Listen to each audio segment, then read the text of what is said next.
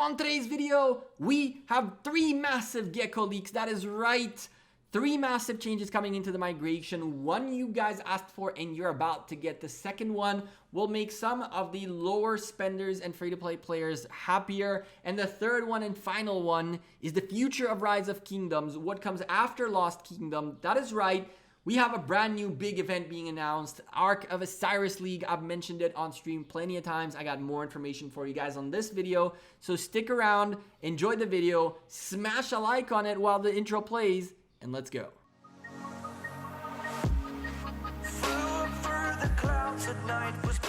Hey there YouTube, welcome back to the Gekko. That is right, we have some Gekko leaks. You guys know the drill. We have a bird sitting outside of Lilith Gaming's office. It always listens in, makes sure that the information is fresh, and it heard some big stuff. I don't know when this is coming out. It might come out in the next 2 hours. It might have come out a couple of minutes ago, or it might come out in a few days. But 3 massive changes are coming into Rise of Kingdoms migration system.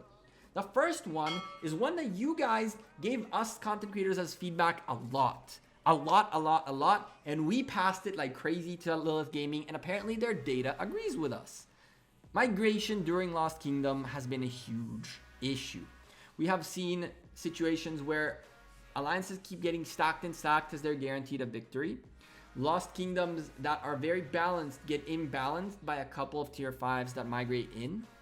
We are seeing also a situation like Kingdom 50 versus 51 where 2 very big top decks stacked up, and then now there's a second wave of migration out of Kingdom 51. Migration during Lost Kingdom is a huge problem, and Lilith Gaming agrees. And so the first change for migration is going to be a restriction on migration during Lost Kingdom, but even more than that. If you read the Twilight of the Lost Kingdom Season 1, the last part has like a cloud thing on it. And it says that new opposition will be selected for the next season of Lost Kingdom. Now, the only time we knew for sure who the opposition of Lost Kingdom would be was during the Eve of Crusaders event. Now, the first Lost Kingdom, we saw that the Lost Kingdom is in the middle of the continent. We did 1+1, saw 8 pieces, 8 continents, or 8 kingdoms around the freaking map. It's us, it's a continent fight. Cool. But on the second time around, it's going to be random. The only time we knew for sure was during Eve of Crusade event, and migration restrictions are not going to be only applied for Lost Kingdom, but they're going to start from the moment Eve of Crusaders event starts. This means that for next Lost Kingdom, it will be a random set of fights for in some way that they're going to set up the Lost Kingdoms. And those are going to be locked in. You won't know who you're fighting against until the Eve of Crusade event happens. And by that time, migrations are restricted. And now, it's either you have a huge alliance in a huge kingdom in your Lost Kingdom, and that sucks. You either have a very balanced Lost Kingdom and it'll remain balanced. That's huge. Or we will see something even crazier. 2 or 3 massive kingdoms going up against each other and having to actually fight to win. Some of the things we've noticed is that some kingdoms fought, and when they lost, they migrated away. I did that. Kingdom 51 did that as well. Kingdoms 198 had a few doing that. I think it's like a bunch of people that had been doing that. We are seeing that happening, and it's okay. It is what it is. That's how the game works right now. This won't be a thing next Lost Kingdom. So you're going to have to really either be at a very, very good place or potentially realize you won't be getting these rewards. Now, if you put 2 massive alliances against each other, you're going to create a situation where there's actually going to be the top tier players, which are the ones that are winning all these events and have all these rewards. But once 2 giants collide, only one of them will be a brand new top tier player. And then there's going to be a little bit of fights as to which player has the better commanders, the more advanced commanders, the more skins. All that stuff is slowly and steadily going to be a thing that you're going to have to fight for in the game as a top tier player spending a lot of money. Or at the same time, what can happen is that a few of these alliances that have a medium amount of spenders, a medium amount of a very small set of tier 5s, if at all, will be able to fight each other and get some of these top rewards without having megalodons or whales migrating in and snatching in the rewards. So there's pluses and minuses to everything. I think this is a huge change. 2 thumbs up. I love it. It's going to make things better. It's going to keep things balanced. And yes, there's still going to be issues, but at least balances won't shift while the event is going on. Second huge change is one that won't matter to most people. It will matter to a lot of people, but it really won't be felt as much. It's a very crucial change though. Right now, as a king of your kingdom, you can lock your kingdom up for migration for anyone above 10 million power. And 10 million power is a decent number, but it's not enough. You need to allow more freedom in the game for migration for middle tier players as well. That's how it works. You need to let middle tier players migrate freely as well, or else you'll have a huge problem. Because once you pass that 10 mil, you're either stuck not being able to go to certain places that you want to go into, or you get into a bad situation overall. You want to have the freedom as a middle tier player to move around. And so they're going to change that lower number, that 10 million out. I think it's going to go up to between 20 and 30 million power, somewhere in the middle, between 20 and 30.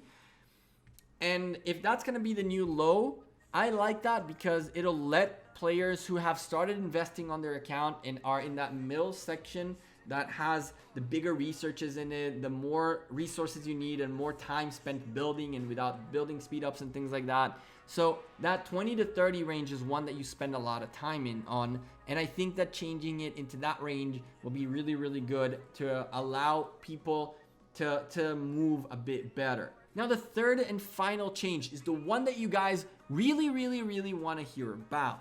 We talked about the end of Lost Kingdom and what comes next. And what comes next is another one of these big events.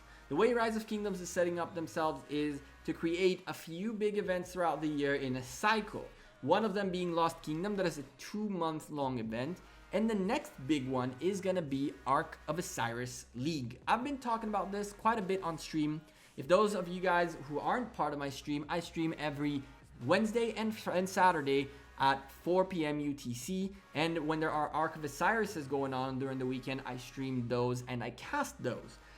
That is one of the most important things that happened in the game was these casts, because we wanted to give you guys a more esport-like feel to Ark of Osiris, because that's what Lilith Gaming are looking at when it comes to Ark. First season of Ark of Osiris League is coming up. The idea behind it is a tournament style with groups and playoffs between alliances and have this actual competition, not just, random matchmaking thing that happens like it's been as of right now.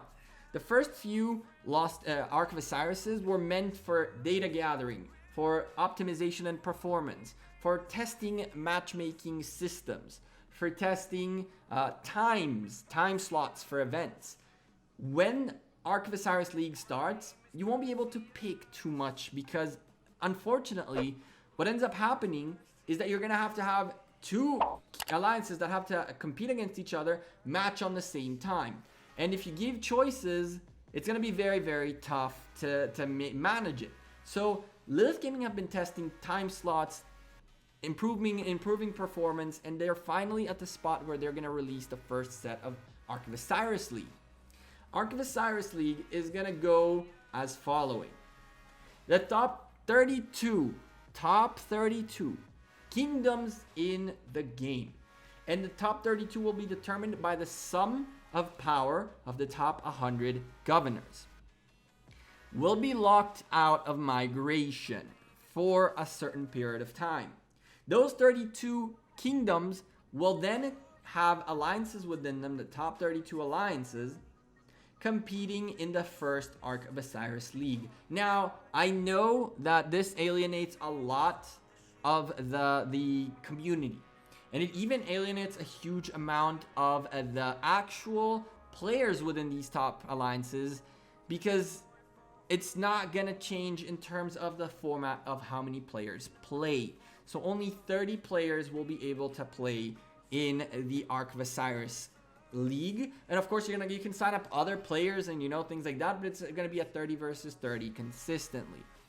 Remember, stop going crazy. Remember, first round, they want to test things. They want to make sure that the format is correct. They want to see performance. They want to work on how we cast this. That is right. I want to cast. I want to cast this. I can tell you guys, there is gonna be a cast, whether it's through Lilith Gaming or not. I am working on casting Ark of Osiris League and the whole tournament itself. So if you guys are not subscribed to the channel, this is the time. I think that this migration restriction is interesting because it's locking up the top 32 kingdoms to be the experimental first Ark of Osiris League. So it's going to be 32 teams in a house-based and a group-based tournament. Out of these 32, 16 will emerge victorious going into the playoffs. I believe it'll be 8 teams of 4. That out of them, the top 2 will go into playoffs. And then we'll have a 16 kingdom bracket or alliance bracket. Is it gonna be 32 one of each kingdom, or is a situation gonna happen where 2 of the top 32 alliances are within the same kingdom, and therefore the top 32 alliances go and one of the top 32 kingdoms doesn't get in at all? That could be an interesting one to see how it gets resolved. But for now, these 3 leaks go to show how the game is going to progress. If you ask me, and I have guessed this in other forums as well, we're going to be seeing 2 months worth of Ark of Osiris League, 2 months worth of Lost Kingdom coming up after it, and then another Ark of Osiris League. And there's going to be gaps in between the events to allow players to rebuild, to reinvest into their speed ups, to gain some of their healing speed ups and training speed ups and get their things going. And we're going to get into a cycle of big events coming up. That's at least how I see things. This is what I have for you guys. 3 massive leaks, no more migration during Lost Crusader, Lost Kingdom. From the moment the Crusader event happens all the way to the end of Lost Kingdom, minimum power of limits to migrate is going up, and top 32 kingdoms will be locked out of migration just for the first Ark of Osiris League. Ladies and gentlemen, what do you guys think? Leave me a comment down below. I will be casting this Ark of Osiris League. I am working on something. It's gonna be awesome. You guys do not want to miss that. You guys want to subscribe to the channel and of course smash a like on the video. I'm the Gekko. I'm out of here. Thank you guys very much for watching it. Again, I appreciate the information my little bird sends me, and hopefully we'll get more for you guys. Anytime I get info, you guys get it. I'll see you guys sooner rather than later. The Discord group is getting a little sneak peek on something else. You guys definitely want to go into the description and click join on the Discord group. That is right, some exclusives on the Discord group. I'll see you guys sooner rather than later. Take care. Peace.